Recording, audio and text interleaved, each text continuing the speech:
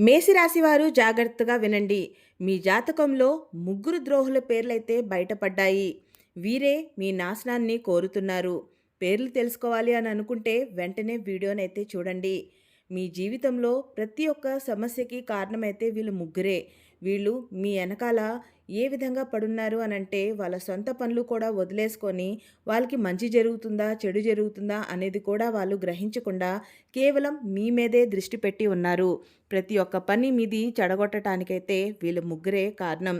మీకు ప్రతి ఒక్క విషయంలో అది ఇంట కావచ్చు, లేదంటే బయట కావచ్చు, మీ రిలేషన్షిప్‌లో కావచ్చు, అది మీ ఫ్రెండ్‌షిప్‌లో కావచ్చు, మీ బిజినెస్ పరంగా లేదంటే మీకు సంబంధించిన ఎటువంటి ఇన్వెస్ట్‌మెంట్ పరంగా కావచ్చు, ప్రతి ఒక్క దానికి వెనకాల వీళ్ళే ఉన్నారు.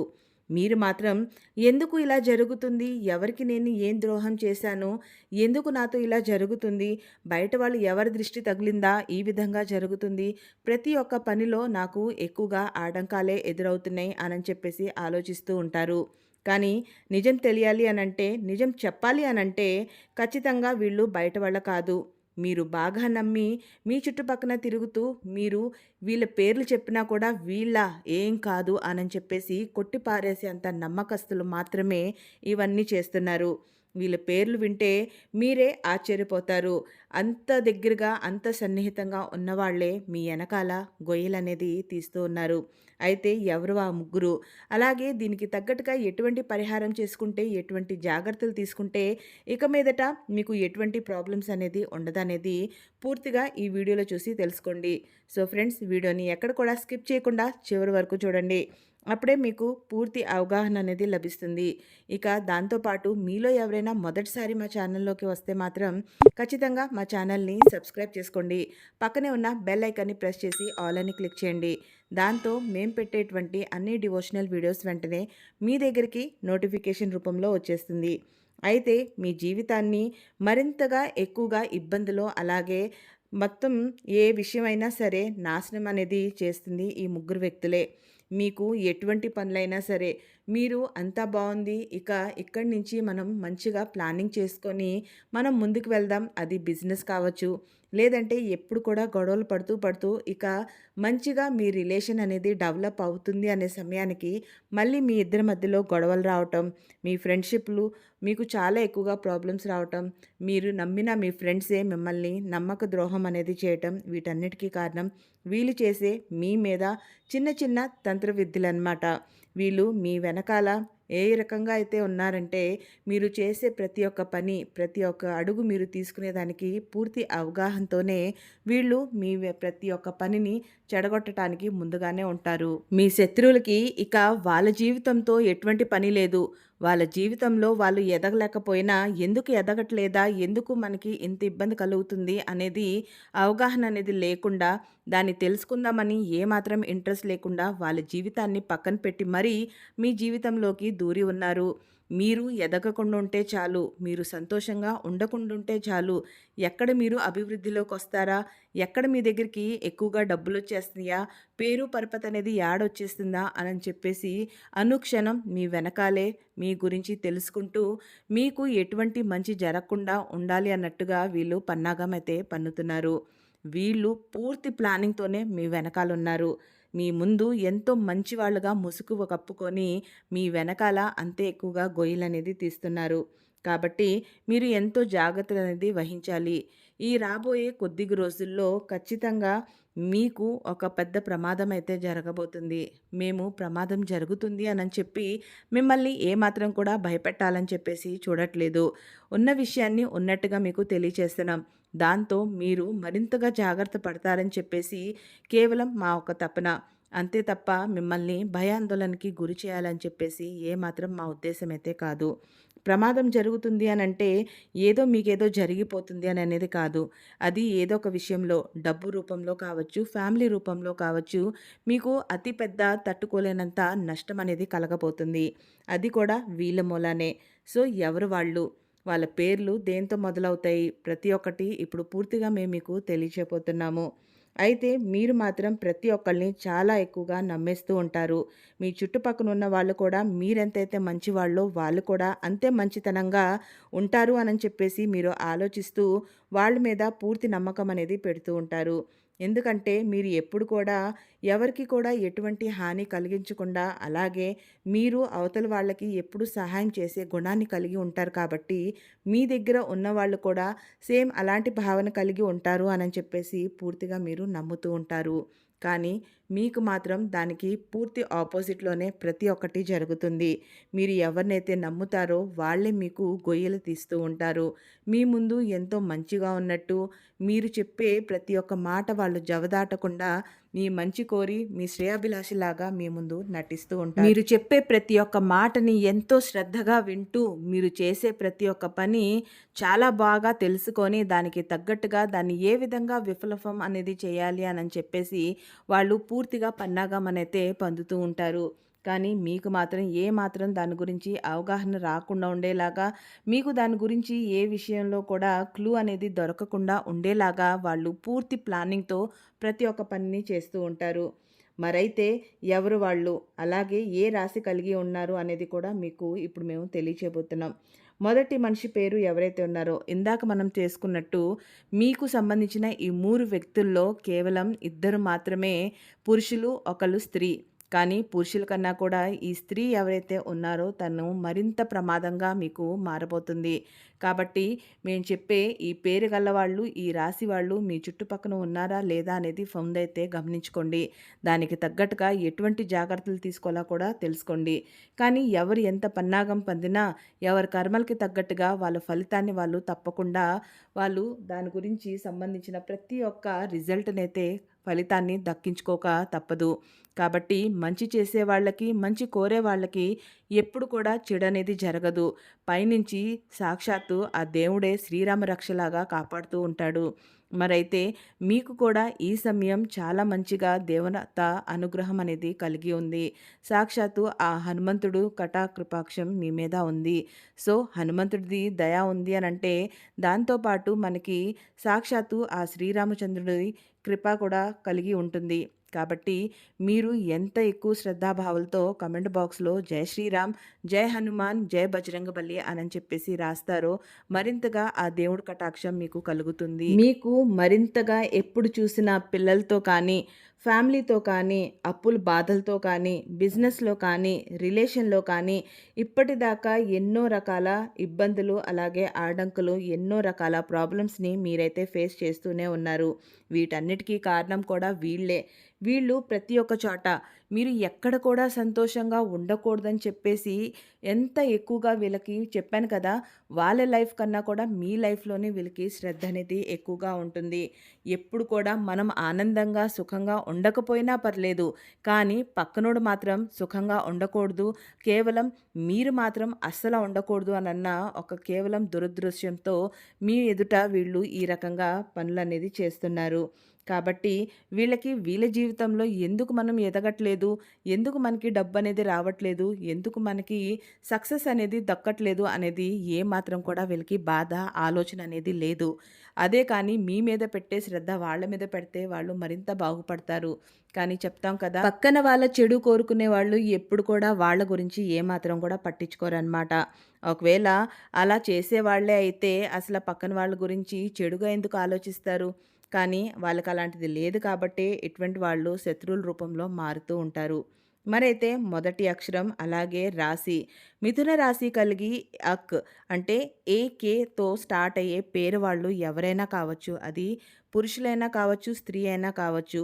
వీళ్ళు కానీ మీ జీవితంలో మీ చుట్టుపక్కన మీకు బాగా క్లోజ్ అయిన వాళ్ళు ఎవరైనా ఉన్నారు అనంటే మాత్రం చాలా అతి జాగ్రత్తగా ఉండండి.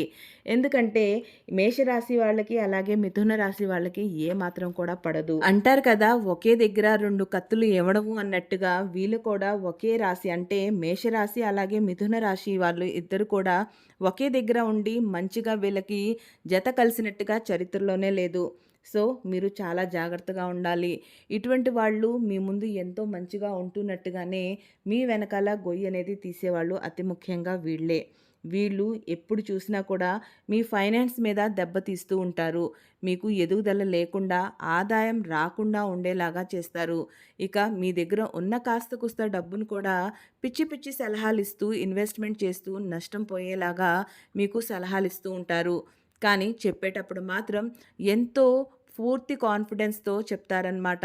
"నువ్వు పెట్టు, నీకెందుకు నువ్వే చూస్తావు కదా!" అని చెప్పి. దాని తర్వాత నష్టమొచ్చినాక, "రేయ్! నీ మంచి కోరే కదా చెప్పాను.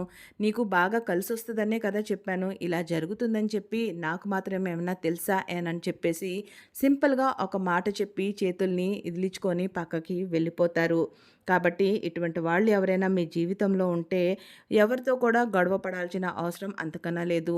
నువ్వు ఇలాంటోడివి, ఇలాంటి దానివి అనని చెప్పేసి ఆర్గ్యుమెంట్ పెట్టుకోవటం తెలివి తక్కువతనం. ఇలాంటి వాళ్ళు ఉన్నారు అనని చెప్పేసి తెలిస్తే చాలు వాళ్ళతో డిస్టెన్స్ మెయింటైన్ చేయండి. వాళ్ళతో ఇక మీదట కూర్చోవటం తగ్గిచ్చేసేయండి. ప్రతి ఒక్క విషయం గురించి వాళ్ళతో డిస్కస్ చేయటం ఆపేయండి. ఒక్క మాటలో చెప్పాలి అనంటే కంప్లీట్‌గా వాళ్ళని అవాయిడ్ చేయండి. హాయ్ అంటే హాయ్, బాయ్ అంటే బాయ్ అన్నట్టుగా ఉండండి. వాళ్ళతో ఎక్కువగా మీరు కాంటాక్ట్స్ అనేవి ఎంత ఎక్కువగా అయితే తగ్గించుకొని మీరు బిజీగా ఉన్నట్టుగా వాళ్ళకి తెలియచేయండి తప్ప ఇగ్నోర్ చేస్తున్నట్టుగా వాళ్ళకి తెలియనీయకండి. ఈ విధంగా చేస్తే ఎప్పుడైతే మీ గురించి వాళ్ళకి ఏమి తెలీదో ఇక వాళ్ళు ఏమి చేయటానికి కూడా ఉండదు. కాబట్టి అలా వాళ్ళని అవాయిడ్ చేయండి. ఇక మీకు మీ రిలేటివ్‌లోనే ఇంకొక శత్రువైతే దాగి ఉన్నారు. తను ఎవరో కాదు. మీ చుట్టుపక్కన ఉంటూ మీకెంతో సన్నిహితంగా ఉంటూ మీ చుట్టాల్లోనే మీ చుట్టుపక్కనే ఉన్నవాళ్ళు ఎక్కువగా మీకు ఇటువంటి విషయాల్లో ప్రాబ్లమ్స్ అనేది క్రియేట్ చేస్తున్నారు.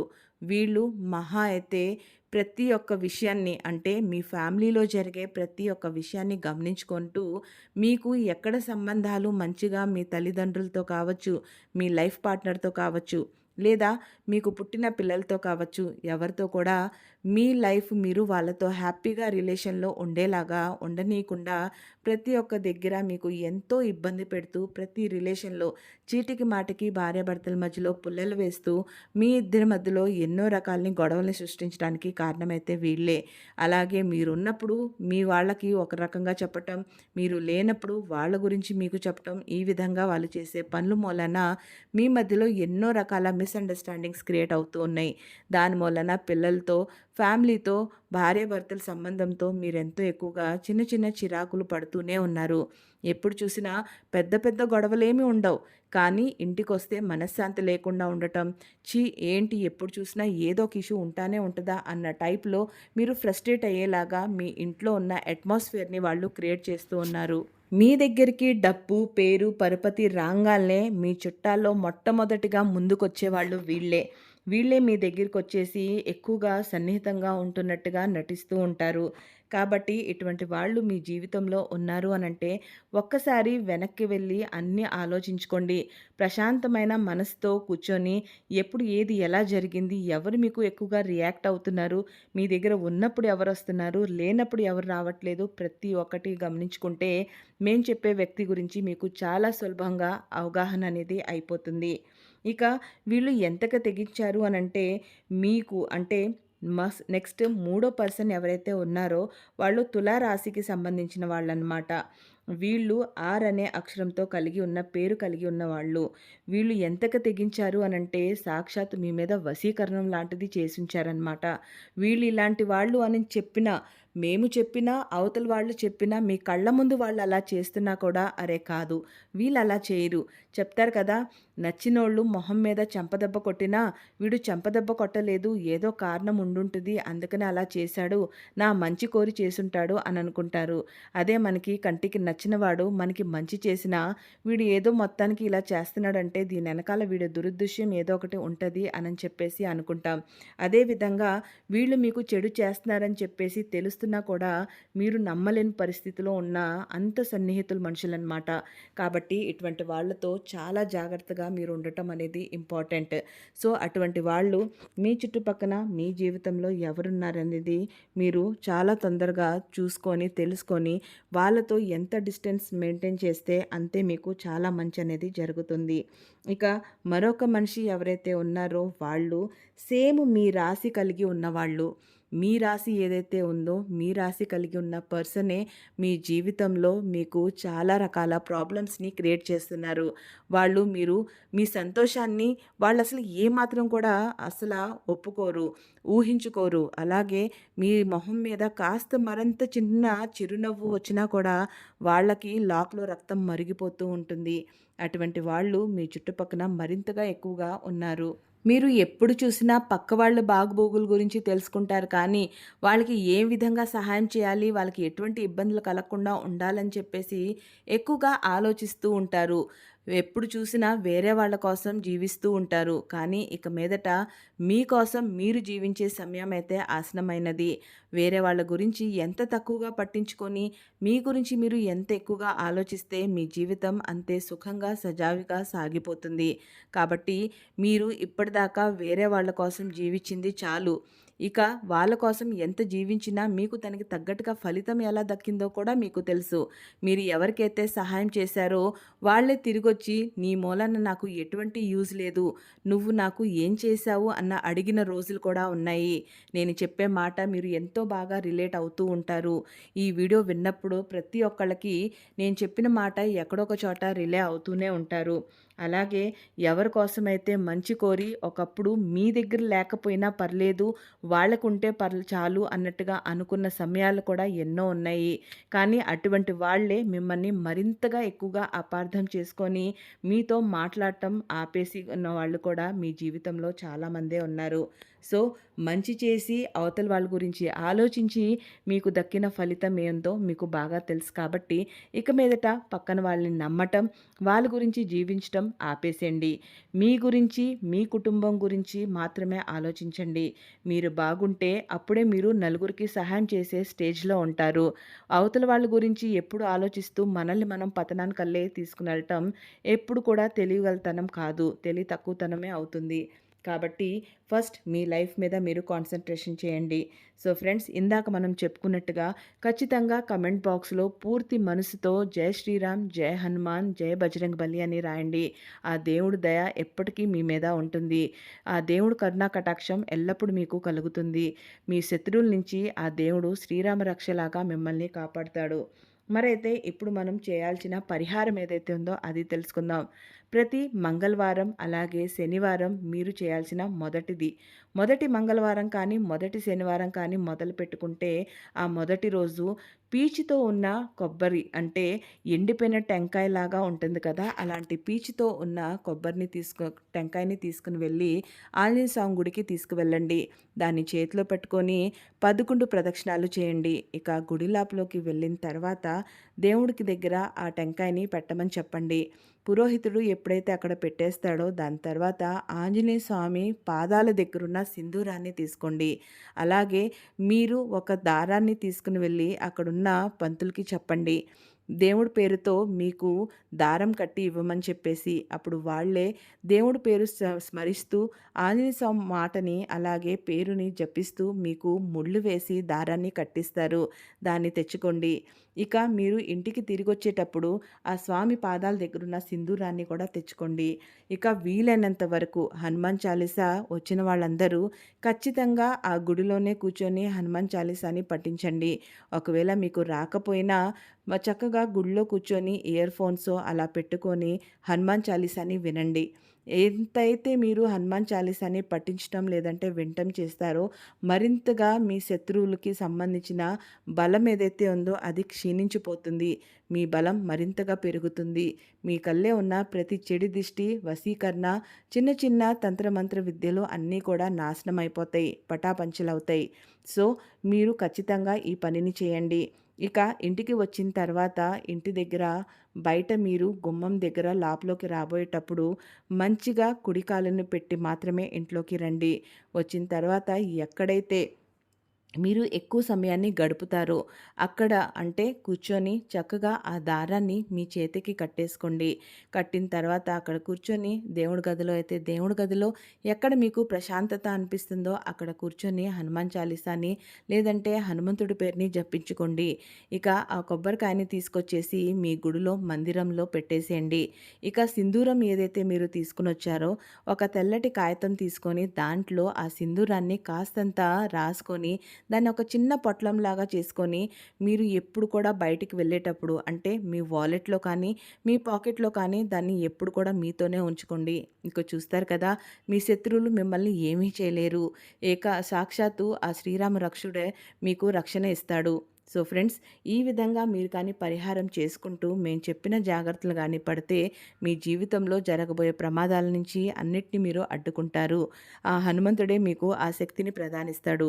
సో ఫ్రెండ్స్, మీకు కానీ మా ఈ వీడియో నచ్చినట్లయితే తప్పకుండా లైక్ చేయండి. మీకు తెలిసిన మేషరాశి వాళ్ళకి దీన్ని షేర్ చేయండి. తప్పకుండా కమెంట్ బాక్స్లో జై శ్రీరామ్, జై హనుమాన్ అని మాత్రం రాయండి. Thank you so much friends.